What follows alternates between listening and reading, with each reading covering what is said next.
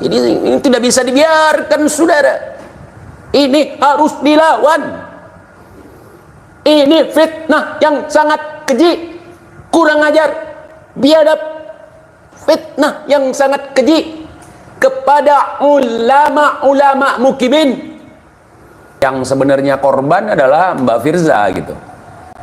Mbak Firza ini seorang perempuan yang di PHP-in oleh seorang tokoh mukibin, saudara. Tokoh bosnya mukibin, yakni Gurunda Habibana Maulana Muhammad Rizik bin Husain bin Silab Al-Kaburi, saudara. Jadi di Indonesia ini ada gerakan, saudara. Apa mereka bilang? Jangan pakai hadis doif. Hadis doif itu najis, menjijikkan, kotor, sampah, buang saja, kurang ajar. Awas, hati-hati, saudara. Ini bukan ahlus sunnah yang ngomong begini. Nggak ada ahlus sunnah, saudara, menganggap hadis doif itu dibuang begitu saja, saudara. Kalau semua hadis doif itu dibuang, berapa ratus ribu hadis Nabi yang akan terabaikan, saudara. Terkait masalah Mbak Firza yang pernah viral dalam balada cinta Habibana Gurunda Habib Rizik bin Husain bin Shihab, saudara. Jadi beberapa waktu yang lalu seperti kita ketahui ada channel yang mengunggah cuplikan bertemu dengan Mbak Firza, dan di situ Mbak Firzanya menjawab bahwa beliau siap untuk membahas nasab. Nah, saya rasa untuk membahas nasab itu kita serahkan kepada ahlinya, yakni kiai-kiai kita, gus-gus kita yang faham tentang kaidah ilmu nasab. Tanpa mengurangi rasa hormat saya sama sekali untuk Mbak Firza. Kalau Mbak Firza punya pengetahuan juga tentang masalah nasab, nggak apa-apa. Tapi kalau Mbak Firza, kami sangat berharap untuk membeberkan peristiwa yang terjadi beberapa tahun lalu yang viral. Bahkan waktu itu saya dirundung keraguan, karena di satu sisi saya sebagai mukibin waktu itu saya menganggap bahwa itu adalah fitnahan belaka, dan di sisi normal saya sebagai manusia yang memiliki akal yang sehat, tentu saya akan berpikir bahwa itu benar adanya. Dan terakhir, dalam menyikapi persoalan balada cinta Rizik ini, saya sudah percaya gitu. Semenjak saya move on dari perkibinan, semenjak saya jarang bergaul dengan teman-teman, sahabat-sahabat saya dari kalangan mukibin, saya mulai percaya itu. Pada tahun 2017, situs baladacintarizyak.com menerbitkan tangkapan layar percakapan WhatsApp antara Rizik Syihab dan Firza Husein yang berisi konten tidak senonoh memicu kontroversi di masyarakat. Aliansi Mahasiswa Anti Pornografi melaporkan kasus ini ke polisi, yang kemudian meningkatkan statusnya ke tahap penyidikan. Firza dan Rizik membantah percakapan tersebut, menyebutnya sebagai fitnah. Polisi menetapkan Firza sebagai tersangka pada Mei 2017, diikuti oleh Rizik yang kemudian menjadi buron karena kabur ke Arab Saudi. Meskipun kasus ini sempat dihentikan penyidikannya atau SP3, kemudian dibuka kembali atas perintah pengadilan. Karena banyak hal yang saya lalui, banyak cerita yang saya dapatkan, akhirnya saya jadi yakin bahwa itu memang ada gitu. Dan polanya juga masih sama.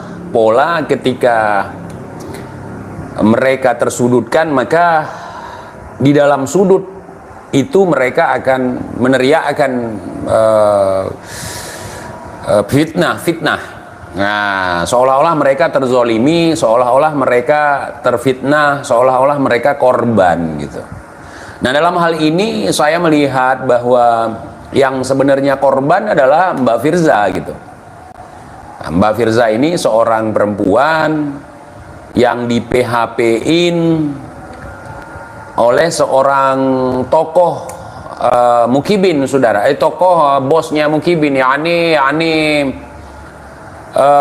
Gurunda Habibana Maulana Muhammad Rizik bin Husain bin Silab Al-Kaburi, saudara. Jadi saya sangat perlu klarifikasi dari Mbak Firza gitu.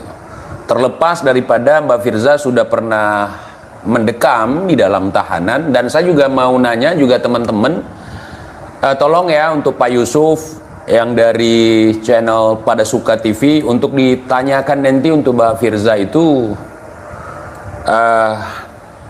kenapa atau apa trik dari Mbak Firza itu sehingga nggak dipersekusi gitu. Bahkan boleh juga Mbak Firza kalau mau menghadirkan Kak Emma gitu, karena Kak Emma dan juga Mbak Firza itu kakak Firza ya, itu kagak dipersekusi, saudara. Biasanya kan kalau ada yang memfitnah Gurunda, ada yang mengabarkan tidak sedap kepada Gurunda, langsung kualat, langsung dipersekusi, langsung datangi gitu. Nah, kemudian ada beberapa hal yang saya lihat terkait chat yang terindikasi dituliskan oleh dua pemeran di dalam drama Balada Cinta Rizik ini, di mana ada percakapan dua orang, yakni satunya Mbak Firza, satunya lagi Bang Rizik gitu. Apakah itu memang betul dari Bang Rizik atau itu fitnah, saudara? Ataukah itu betul tulisan dari Mbak Firza? Mohon maaf Mbak Firza, untuk beberapa foto saya tidak menghapus gitu ya, karena memang bukan untuk koleksi, bukan untuk saya nikmati foto itu, bukan. Wallahi, saya hanya menginginkan kasus ini terang benderang, seperti halnya saya menginginkan terbongkarnya penembakan atas Si Bahar, sampai sekarang kasusnya hilang, pelemparan kepala anjing ke pondok Si Bahar sampai sekarang nggak jelas gitu kan. Jadi kita menginginkan kebenaran gitu. Saya nggak peduli mau mereka ngeroyok saya, mau mereka mau mempersekusi saya, bahkan saya sudah pernah dipenjarakan oleh mereka, nggak peduli, nongseng itu semua. Jadi begitu. Nah, tolong Pak Yusuf juga ditanyakan ke Mbak Firza kita nih ya, yang sangat kita hormati, yang sangat kita sayangi, saudara. Kita harus memberikan support kepada Mbak Firza sebagai korban pendawiran apem ya. Ini pendawirannya agak memang beda, lain dari yang lain. Yang didawir apemnya mau enak nggak mau anak gitu. Tolong, apakah betul seperti yang saya katakan, foto dari pihak pria ada nggak dikirimkan ke Mbak Firza gitu? Yang menampilkan si kecil gitu. Apakah betul video itu? Nanti insya Allah kalau memang Mbak Firza mau, saya naikkan di live saya. Gimana teman-teman? Setuju tidak? Setuju tidak? Sekalian saya mohon maaf karena membawa-bawa nama Mbak Firza untuk ikut berpartisipasi menghiasi ruang YouTube saya, teman-teman. Kira-kira kalau TIJ undang Mbak Firza, setuju tidak? Setuju tidak? Setuju tidak? Setuju. Alhamdulillah, saudara. Ini kalau sempat Mbak Firza naik ke live TIJ, gacau. Takdir, saudara. Masya Allah. Tolong teman-teman sebarkan video ini sebanyak-banyaknya. Mungkin nanti Kakak Firza bisa nonton live TIJ ini, barangkali beliau berminat untuk live bersama kita gitu, tanpa ada unsur kebencian, tanpa ada unsur fitnah, tanpa ada unsur provokasi. Kita ingin mengulik-ngulik terkait hal yang demikian itu, karena itu menghiasi beranda sosial media kita pada saat itu. Di mana saya waktu itu belum menjadi seorang YouTuber, bahkan sekarang belum jadi YouTuber juga, saya petani. Kebetulan saya daftarkan diri saya ke YouTube, jadi sebut saja YouTuber abal-abal gitu, saudara. Jadi tanpa ada maksud ini dan itu, saya ingin kebenaran, saudara. Ya, itu bukan urusan saya, memang bukan. Tapi saya pernah dituduh sebagai tukang fitnah gara-gara mempercayai itu. Jadi gimana konsepnya? Saya nggak tahu. Ketika saya percaya bahwa cat mesum itu yang melahirkan mubahalah tunggal, kemudian sehingga Rizik diundang oleh Raja Jin Padang Pasir ke Arab Saudi waktu itu, sehingga saya dituduh sebagai tukang fitnah karena mempercayainya. Gimana konsepnya itu? Saya percaya bahwa adegan itu, chat-chatan itu, berbalas chat itu, saling kirim foto itu, saya percaya gitu, benar adanya gitu. Tanpa mengurangi rasa hormat saya sedikit pun kepada Mbak Firza gitu. Saya pingin ngajak Mbak Firza live bersama TJ, kita ketawa-ketawa di sini, kita relax di sini, kita santai di sini gitu. Jadi untuk ketemu langsung saya nggak mau, nggak bisa, takut jadi fitnah nanti untuk saya gitu. Saya jarang bisa ketemu, podcast itu jarang, yang ngundang ada, walaupun nggak banyak. Saya menghindari itu fitnah gitu. Kalau fitnah untuk saya sendiri gimana? Saya siap. Di fitnah saya, di framing saya itu nggak masalah untuk saya sendiri, makanya saya nggak bawa banyak orang. Baik di live maupun saat bikin video nggak bawa banyak orang. Kenapa? Karena nggak mau orang itu nanti ketiban fitnahan juga seperti yang difitnahkan kepada saya begitu. Nah, sampai detik ini belum ada klarifikasi dari Mbak Firzanya terkait masalah chat itu, maksudnya klarifikasi yang detail, yang sesuai dengan harapan netizen dan khususnya rakyat Indonesia begitu. Jadi saya pingin sekali sebetulnya untuk menanyakan beberapa pertanyaan gitu ya, sambil bercanda aja kita. Takbir, saudara, secara detail ya, tanpa harus kita korbankan Mbak Firza sebagai narasumber ataupun sebagai korban di situ. Beliau nggak perlu kita korbankan, memang sudah korban laki-laki yang tidak bertanggung jawab, laki-laki yang mau enak nggak mau anak, laki-laki yang pengecut, laki-laki yang pecundang. Hanya persoalan begitu saja harus sampai kabur, sampai mubahalah tunggal. Jadi semenjak mubahalah tunggal itu,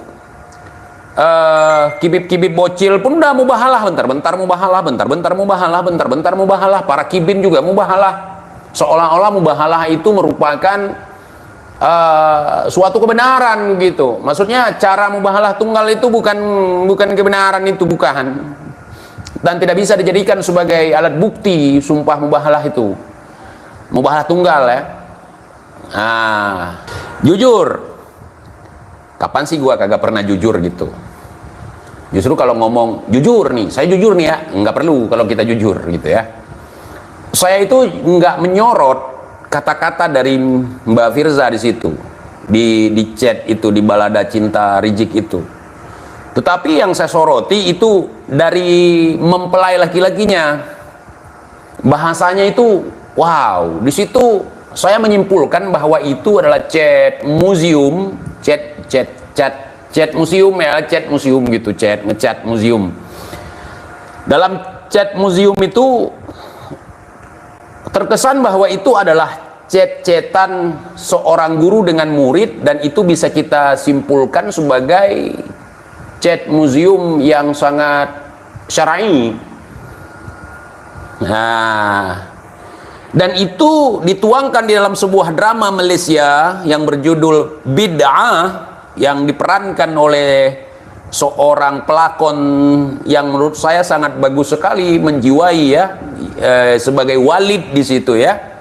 Nah, kalau yang ini Walid, yang versi ini, yang versi kasus ini, habis Walid julid lagi. Saudara. Jadi ini sangat menarik sekali untuk dibahas gitu.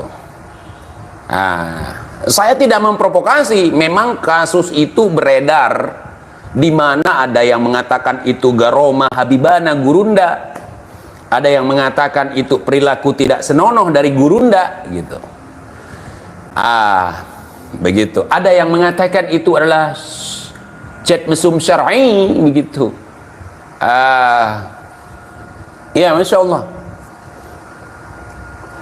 Jadi kita harus membuka segala bentuk kedustaan, kebohongan, kemudian fitnah, harus kita buka secara terang benderang. Ya, selama ini contohnya saya sudah mempercayai tentang kasus itu benar adanya. Sementara ada pihak yang bukan saudara kita mengklaim bahwa itu fitnah yang sangat keji, saudara. Sementara saya meyakini sampai hari ini bahwa itu benar-benar terjadi. Nafsu habis saya. Jadi kalau nanti pengakuan dari Mbak Firza tidak sesuai dengan apa yang saya pikirkan selama ini, berarti boleh kita ralat dong.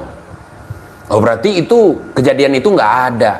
Kejadian itu dibuat oleh pihak ketiga yang mencoba untuk mencoreng, untuk mempermalukan, untuk memfitnah gurunda Al-Mukarram Al-Habib Muhammad Rizik bin Husain bin Silap Al-Kaburi Aikon Tol. Jadi begitu, saudara. Keinginan saya seperti itu. Tidak lebih, tidak kurang. Jadi ingin kita membuka supaya itu tuntas. Seperti pelemparan kepala anjing, 3 kepala anjing ke pondok Sayyidina Bahar radhiyallahu an. Begitu. Seperti apa yang terjadi pada pondok Sayyidina Bahar radhiyallahu an. Kemudian penembakan yang terjadi terhadap Sayyidina Bahar radhiyallahu an, bahkan fitnah mengawini gadis di bawah umur kepada Sayyidina Bahar radhiyallahu an, saudara. Termasuk kepada Sayyidina wa Maulana Muhammad Rizik bin Husain bin Shihab Al-Kaburi Aikon, saudara. Ya, jangan sampai, saudara, ada fitnah di tengah-tengah kaum muslimin untuk menjatuhkan Sayyidina wa Maulana Muhammad Rizik bin Husain bin Shihab karamallahu wajhah, saudara. Ini tidak bisa dibiarkan, saudara. Ini harus dilawan. Ini fitnah yang sangat keji, kurang ajar, biadab, fitnah yang sangat keji kepada ulama-ulama mukimin. Jadi tidak boleh seperti itu. Ini harus dilawan, saudara.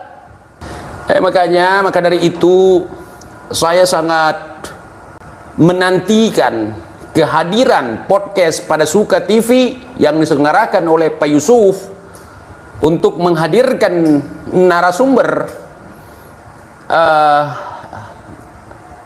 Mbak Firza atau Kakak Firza sebagai narasumbernya, dan juga Kakak Rizik. Kakak Rizik juga nanti kapan-kapan diundang juga, tetapi jangan di satu panggung gitu. Jangan di satu panggung. Takut nanti backsoundnya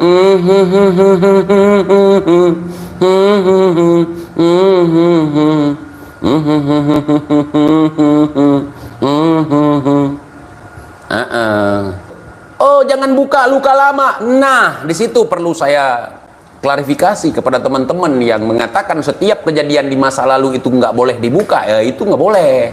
Itu yang salah. Apapun yang terjadi di masa lalu, kalau belum tuntas itu harus diangkat kembali supaya kita tahu bahwa itu benar-benar fitnah yang sangat keji. Jangan sampai fitnah itu mendarah daging. Jadi untuk para buzzer yang mengatakan ataupun yang melakukan fitnahan tersebut seperti yang ditudingkan oleh Kaula Kibin, ya kita ternyata betul fitnah itu, gitu. Sehingga nanti terjawab apakah sosok laki-laki itu sebagai Al-Kaburi atau bukan, atau beliau kabur karena masalah lain, atau kabur masalah itu. Nah, karena waktu itu saya masih sebagai mukibin, begitu. Kalau jadi presiden sudah dilantik, jangan sekali-kali sudah menjadikan Jokowi dan kroni-kroninya sebagai menteri. Tutup pintu, jangan masukkan ke kabinet. Saya sampaikan, saya sebut satu-satu nama, di berapa belas orang saya sebut sudah. Ditanya siapa gitu, saya sebutkan satu persatu, fulan. Jangan dipakai. Sekian belas saya sebutkan. Habis itu saya berangkat ke Mekah. Habis itu saya dengar kabar pelantikan 20 Oktober. Habis itu saya dengar pembentukan kabinet. Yang saya sebut masuk semua. Gimana ceritanya? Kacau tidak? Kacau tidak? Usaha apapun akan sia-sia kalau tujuannya untuk menjauhkan Pak Jokowi dengan Pak Prabowo. Jadi keributan yang macam-macam soal fitnah, hoax dan sebagainya yang dilemparkan pihak-pihak tertentu yang tidak suka dengan Pak Prabowo dekat dengan Pak Jokowi, atau Pak Jokowi mereka terus akan jauhkan dengan Prabowo dengan segala macam isu yang tidak baik, itu akan sia-sia gitu. Yang ke Indonesia sekarang ini, baik-baik saja atau tidak? Jawab yang jujur, baik-baik saja atau tidak? Terang atau gelap? Terang atau gelap? Yakin? Yakin? Nah sekarang saya mau tanya, habis gelap terbitlah terang, mau gak? Mau gak? Mau gak? Atau maunya habis gelap mungkin gelap? Masya Allah. Nah baiklah saudara, saya sudah menyampaikan sebelum Bapak Presiden kita dilantik. Ketika itu saya mau berangkat umroh saudara, dan 3 bulan saya duduk di Mekah. Saya sudah sampaikan kepada orang-orang dekat Presiden yang ada di sekitarnya. Bahkan mereka datang ke rumah minta saran, minta nasihat. Habib bagaimana ini kalau Bapak Presiden nanti dilantik tanggal 20 Oktober, supaya kedepannya Presiden lebih baik, diterima oleh umat, diterima oleh habaib, oleh ulama, kita bekerja sama bareng-bareng supaya Indonesia ini berkah, makmur, sejahtera. Saya sampaikan secara terus terang kepada bersangkutan satu aja. Saya bilang kalau Bapak Presiden mau bagus, mau baik, nanti setelah dilantik perhatikan kabinetnya, perhatikan menteri-menterinya, karena siapa menteri di sekitar kita itu akan menjadi indikator kita baik atau buruk. Ada hadisnya saudara, Nabi mengatakan dalam satu hadis, kama qala Nabi sallallahu alaihi wasallam, idza aradallahu bil amiri khairan yaj'al lahu wuzara'u khair. Dan sebaliknya, wa idza aradallahu bil amiri syarran yaj'al lahu wuzara' syarr. Nabi mengatakan jika Allah menginginkan kebaikan untuk seorang pemimpin, maka Allah akan jadikan buat dia, Allah kirim ke dia menteri-menteri yang baik. Wuzara'u khair, wuzara' itu menteri-menteri, itu jamak dari kata wazir. Amir pemimpinnya, wazir menterinya saudara. Dan sebaliknya kata Nabi, jika Allah menghendaki keburukan bagi seorang pemimpin, Allah jadikan bagi pemimpin tersebut, Allah kirim buat pemimpin tersebut wuzara'u syarr, menteri-menteri yang jelek, yang buruk. Nah jadi saya sampaikan kepada mereka yang datang ke rumah saya waktu itu sebelum pelantikan, saya lagi mau umrah ya kuat. Saya katakan kalau mau baik pilih menteri yang baik,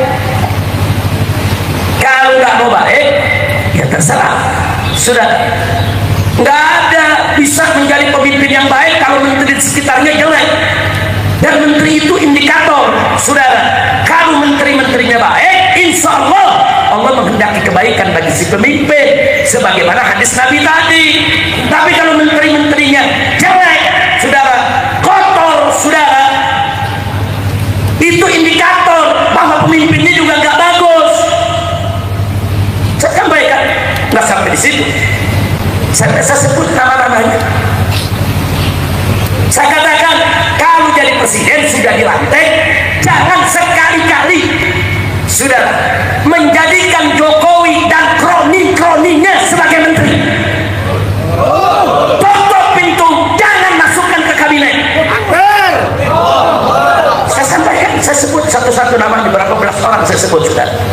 Ditanya siapa gitu, saya sebutkan satu persatu, fulan, fulan, fulan, fulan. Jangan dipakai. Sekian belas saya sebutkan. Habis itu saya berangkat ke Mekah. Habis itu saya dengar kabar pelantikan 20 Oktober. Habis itu saya dengar pembentukan kabinet. Yang saya sebut masuk semua. Gimana ceritanya? Kacau tidak? Kacau tidak? Minta nasihat, kita nasihatin. Minta masukan, kita kasih masukan. Dia salah catat kali itu. Dia catat, dia bilang ini pesanan Habib kali. Gua pesen jangan dipakai, malah dipakai. Innalillahi wa inna ilaihi rajiun. Makanya nih yang begini-begini mestinya ke Kiai Abdul Hadi nih berobat pikun. Dia diobatin ke Kiai Abdul Hadi, amin. Udah nggak usah diterusin dah, udah kacau. Udah ntar anak ceramah bagus-bagus jadi ribut, anak keluar ada unak-unak semua. Kemarin juga datang lagi, Pep ini bagaimana? Ya, kan gue udah bilangin yang begitu jangan pakai, kenapa dia dulu pakai.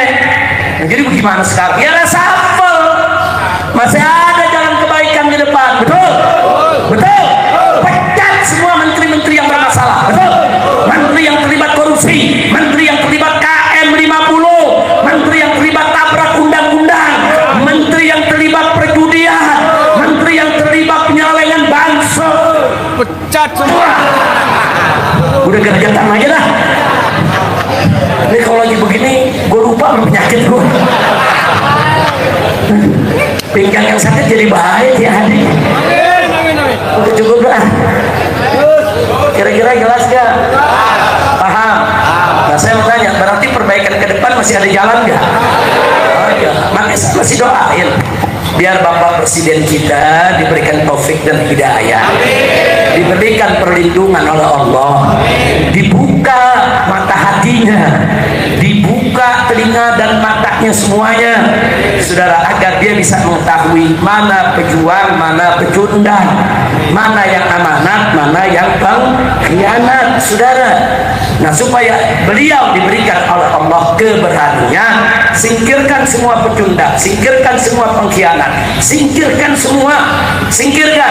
Nggak usah khawatir, jangan takut. Oh ada isu nanti kalau presiden reshuffle sekian belas menteri dipecat karena dianggap begini begitu, nanti presiden dikudeta. Rakyat ada bersama presiden, betul? Kalau presiden melawan koruptor, kalau presiden melawan bandar judi, kalau presiden melawan oligarki musuh, melawan penjahat-penjahat negara, seluruh umat Islam di negeri ini akan berada bukan hanya di belakang presiden, bahkan siap ada depan presiden. Kita siap hancurkan siapapun yang ingin menghancurkan negara kita, betul? Takbir, siap berjuang, siap lawan koruptor, takbir. Hidup NKRI, hidup Islam, hidup rakyat. Itu nasihatin. Sekarang kita sampaikan, mudah-mudahan ke depan berubah. Amin. Amin. Walaupun kadang-kadang pesimis. So, pesimisnya apa? Saya di mana-mana teriak adil di Jokowi. Rakyat mahasiswa di mana-mana teriak adil di Jokowi. Ada yang teriak di istana hidup Jokowi.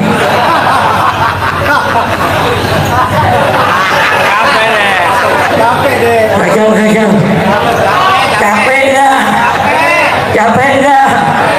Capek gak? Insya Allah. Ya udah, itu yang saya mau sampaikan ya, Pak. Nah sekarang saudara, saya mau tanya sekali lagi. Saya sekali lagi, kalau presiden berjuang untuk kebaikan, bela agama, bangsa dan rakyat, siap bela presiden? Siap bantu presiden? Siap jaga presiden? Takbir! Tapi kalau presidennya masih begini-begini aja, ya saya mau gelar tikar nonton. Ya bukan, sekarang kan di mana-mana kezalimannya Allah lagi buka, betul? Betul.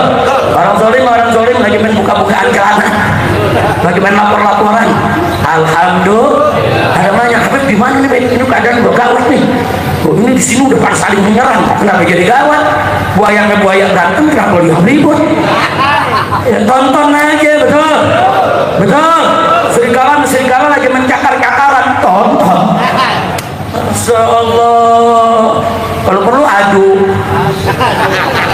Kalau perlu ada protes. Habib kok begitu, Beb? Adu domba kan haram, Beb. Jawab jangan. Jawab jangan. Halal dihalalkan depan. Bukan lo mau borongan sekarang juga. Jawab jangan. Adu domba memang haram, betul. Adu manusia apalagi, betul. Ayo jawab yang kompak, saudara. Adu domba halal atau haram? Adu manusia halal atau haram? Adu setan? Ah, lu bingung kan lo? Ayo adu setan. Adu setan. Setan berantem. Kira-kira jelas gak? Lu jangan nanya setannya siapa. Wah, gua atur ke mata-mata lu. Kadang-kadang mancing, Beb siapa tuh Beb? Kita sebutin, gua pulang ditangkap. Iya benernya. Siapa Beb? Masa lu gak tahu? Yang hadir sini saya mau tanya, tahu setan? Tahu setan? Ada setan kepala hitam ada? Tahu? Usah nanya. Itu bukan kita nanya, akhirnya urusannya enggak. Udah tahu aja. Jadi karena ada pihak-pihak yang tidak senang dengan Pak Jokowi, dekat dengan Pak Prabowo, maka kemudian berupaya diadu domba gitu, diperhadap-hadapkan antara dua tokoh ini gitu. Kalau Pak Prabowo tidak mau mengakomodasi orang-orang Pak Jokowi atau orang-orang yang pernah bekerja dengan Pak Jokowi, udah dari awal aja nggak direkrut. Tapi kan mereka lupa bahwa orang-orang ini satu menjadi bagian dari proses pemenangan Pak Prabowo. Ini kalau yang nggak senang dan punya fantasi tidak baik tentang hubungan Pak Jokowi dengan Pak Prabowo, mereka mengatakan ini Pak Prabowo dibayang-bayangi oleh Pak Jokowi, ini matahari kembar. Buktinya menteri-menteri Pak Prabowo itu, menteri-menteri Pak Jokowi dititipkan di Pak Prabowo. Apa susahnya sih? Ya kenapa kerja dengan mereka? Karena udah kenal. Ya memang karena pembenci ini kan susah kita ngomongnya. Jadi seperti saya sampaikan kepada teman-teman bahwa kita tidak perlu mengajak mereka untuk baik karena itu memang sifat dasar mereka seperti itu. Tapi apakah kita akan tergoyahkan oleh 16% atau 24% itu? Saya pikir itu tidak perlu dipikiri karena mayoritas kita semua condong kepada sebuah tindakan kebenaran dan keberlanjutan Indonesia. Jadi itu yang harus kita pertahankan gitu. Jadi kita nggak perlu risau dengan omongan-omongan mereka, itu omongan murahan, toh pada akhirnya akan hilang begitu saja. Nah, sekarang dengan perjalanan waktu dari Pak Prabowo dilantik 20 Oktober itu kan kita sudah merasakan apa gebrakan-gebrakan yang dilakukan beliau kan gitu. Jadi fokusnya adalah pemberantasan korupsi, efisiensi anggaran dan sebagainya. Ini ya pasti kaget, karena setiap ada perubahan, itu pasti ada reaksi. Apalagi kalau ini menyangkut yang kemarin itu kan mereka royal belanja APBN, APBD itu. Sekarang kalau itu dibatasi, memang kecekik gitu. Saya dapat cerita dari kawan saya, yang mantunya di di Departemen Perhubungan, itu mobil ditarik, bensin nggak dapat, ya. Katanya sih susutnya lumayan setiap bulan begitu kan. Bukan susut sebenarnya itu adalah real yang sebenarnya harusnya mereka terima seperti yang sekarang ini. Kalau kemarin-kemarin itu adalah sebuah keborosan yang dilakukan oleh pihak-pihak tertentu. Tapi ya kalau kita katakan Indonesia ya memang rata-rata seperti itu. Lihat aja APBD kan. Dulu kan zamannya Anies kita pernah tahu berapa, masa beli pasir 80 miliar gitu kan. Apalagi yang dihambur-hamburkan Anies itu. Nanti kalau udah ketahuan, katanya itu kelebihan bayar. Gitu. Istilah kelebihan bayar